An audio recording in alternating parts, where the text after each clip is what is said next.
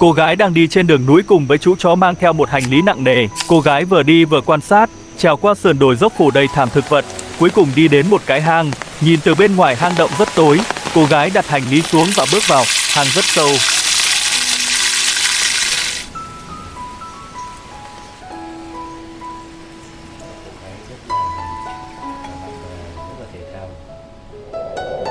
Tuy nhiên, nơi đây không có dã thú, nơi đây chỉ mọc vài cây dương xì. Mặc dù an toàn nhưng mái hang dột nát cho thấy không thích hợp làm nơi trú ẩn. Trước hang động có một khoảng đất trống, cô gái lấy ra một con dao dựa bắt đầu dọn sạch cỏ cây trên mặt đất. Chẳng mấy chốc, cô gắn ông đến độ mồ hôi đầm đìa. Cô cởi chiếc áo khoác đẫm mồ hôi của mình ra và treo lên trên chi nhánh.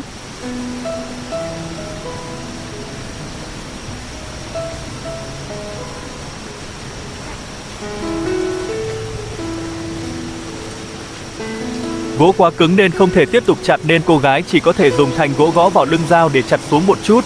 Sau khi chặt một đống củi xong, cô gái buộc một khúc gỗ dài vào giữa thân cây và chặt, bắt đầu xây dựng nơi trú ẩn.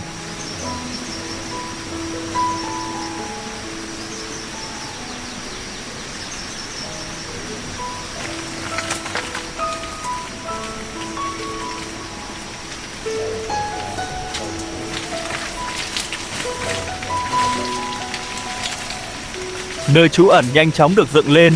Nhiệm vụ tiếp theo là đốt một ngọn lửa lớn. Cô gái đem củi vào trong lều, gom củi rồi lấy bật lửa từ trong ba lô ra. Thật không may, chiếc bật lửa dường như đã hết xăng và không thể đánh lửa sau nhiều lần thử.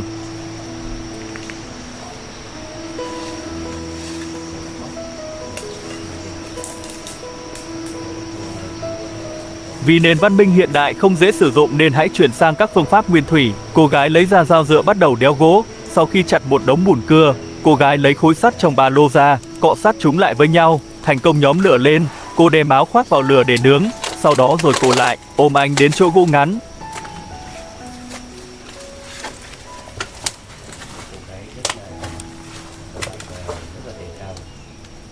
Sau khi nghỉ ngơi gần đống lửa, cô gái đi vào rừng, chọn một vài cây nhỏ và bắt đầu chặt hạ. Khi chúng tôi mang cây về trại thì trời bắt đầu mưa. May mắn là trên đầu có tấm che chống thấm nên cô gái yên tâm ra cố nơi trú ẩn.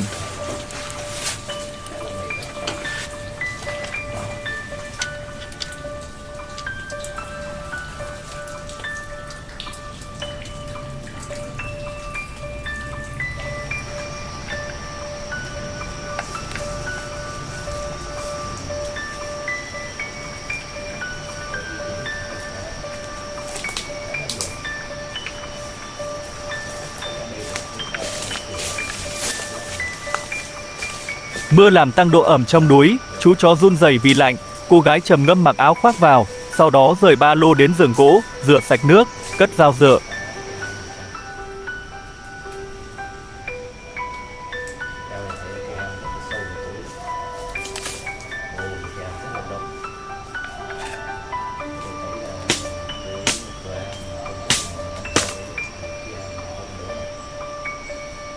Trêu ghẹo chú chó Hậu một lúc thì cũng đến giờ ăn tối.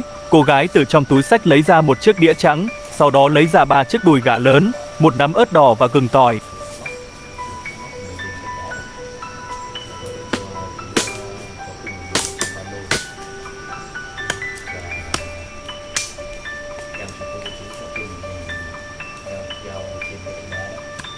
Châm chân gà vài lần trước khi nấu để tăng hương vị, sau đó rưới thật nhiều dầu hao vào và ràn đều.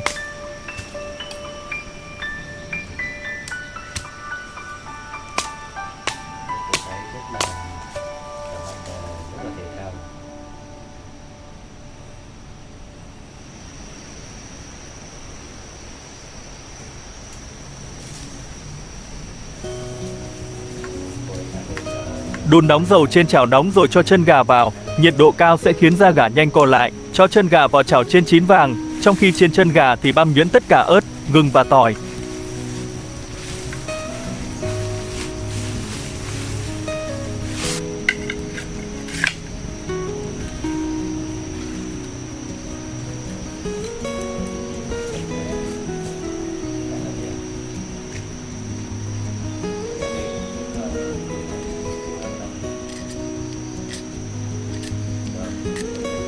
Cô gái sẽ chiên cả ba, lấy chân gà ra, đun nóng dầu trong chảo, cho gừng và tỏi vào xào rồi rắc muối và một ít tương cà chua vào.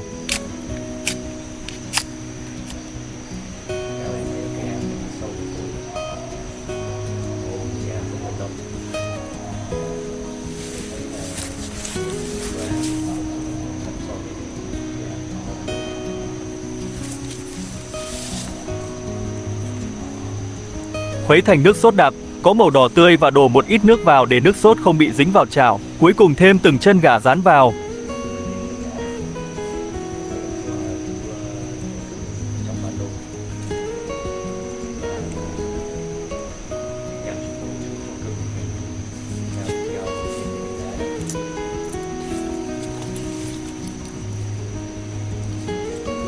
Phủ nước súp đậm đà, mùi thơm ngào ngạt đến nỗi ngay cả chó cũng phải thức giấc. Cô gái cũng rất tham ăn, liền nhúng đũa vào nếm thử. Sau khi vừa miệng, cô nhanh chóng lấy ra khỏi nồi, bày lên đĩa.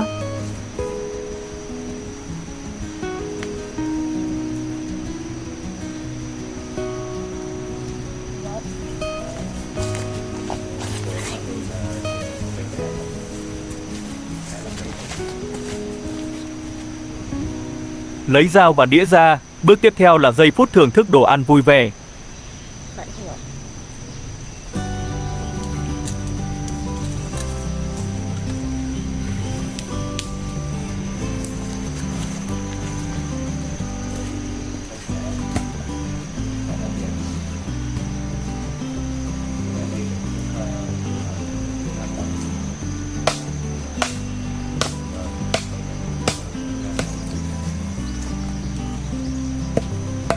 Đêm khuya, đèn lồng được treo lên, cô gái ôm chú chó ngủ thiếp đi, kết thúc một ngày tươi đẹp trong rừng núi chim hót vang.